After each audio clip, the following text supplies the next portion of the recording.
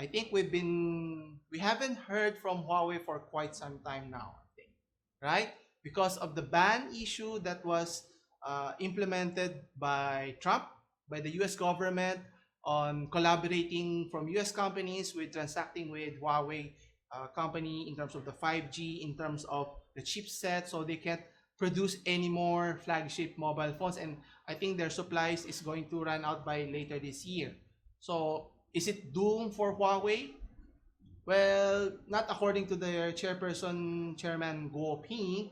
And obviously they understood, or he understood, that there are certain difficulties, but what their goal here is, they're in it for the long haul. So what are their strategies to combat this now? In terms of their mobile phone, now obviously, if they can find a supplier that would supply them, then good for them. But the main problem that they have is, in the China market, they could use their own OS. I think they call it the HarmonyOS, or the Huawei Mobile Services, right? Which caters to 600 million users, which is fine, right?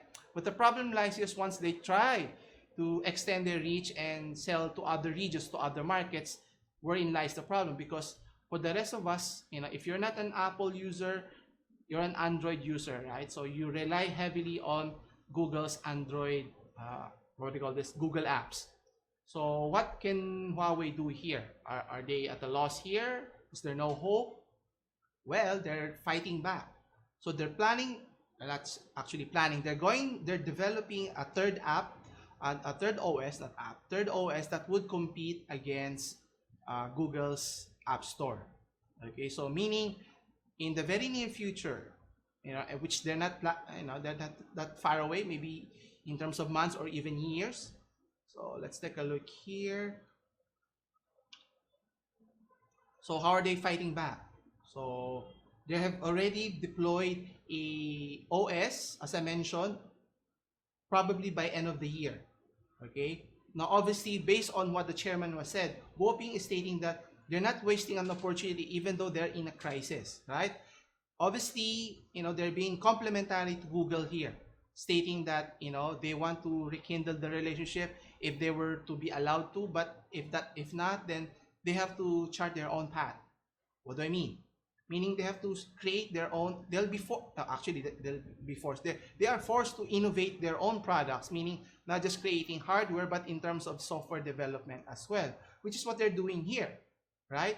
And as I mentioned, so they're investing heavily on their high silicon technology so that they can not just provide the hardware as well as the software component, right? And it's not just the software that they're having trouble. So what if you are able to create the OS system for Huawei, right? It's the development of the apps itself, right? Similar how Google started with their Google apps, as well as in Apple App Store as well. And one of the key alternatives that Huawei is now able to offer is the Google Maps, right? Many of us, when we travel or travel locally or abroad, that we heavily rely on Google's map to direct us in terms of if you're looking for a place to visit, looking for a specific location, it will direct you, right? And they have now created an alternative to this. What did they call it? Yeah, it's called Huawei App Gallery. So it's a very potent alternative. So how did this came about? So obviously it's a competitive alternative to the Google App Store now. It's not just the Huawei app that's being developed here. There are other developers that are being encouraged to develop the platform here. So it was introduced in the IFA Electronics in Berlin, Germany.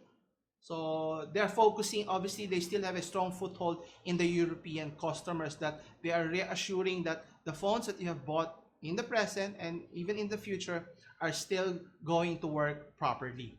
So I think they're biding their time right now in terms of developing the app, a strong app that can compete with Google App Store, right? And as of right now, the App Gallery is now considered the third largest app marketplace behind only the Google App Store and Apple App Store market. So they have already overtaken Amazon's App Store, which is lagging behind.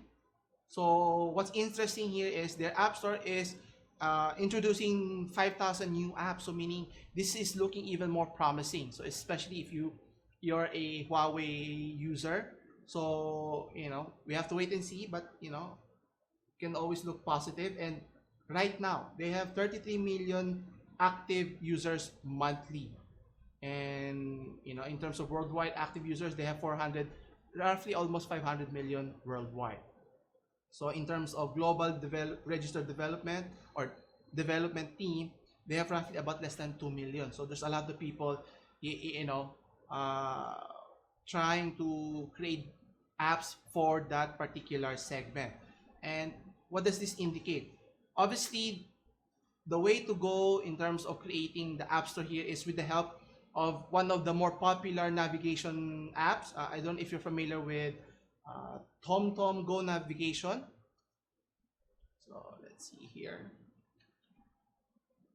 So TomTom Go Navigation is one of the more popular maps apps in the market. Now, obviously, they provide a more comprehensive, more detailed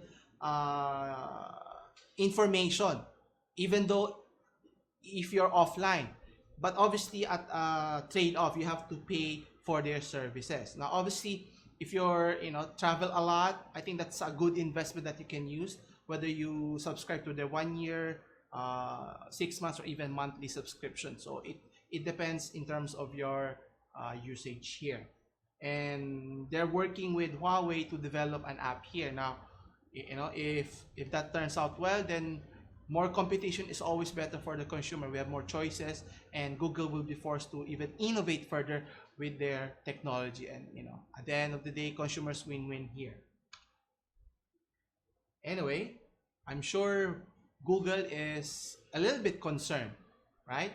I'm sure they behind the scenes they would have preferred, talk to the president, Donald Trump, that why not let Huawei, let us install our app store in their mobile phones, right? Because you're generating millions, even billions of dollars here.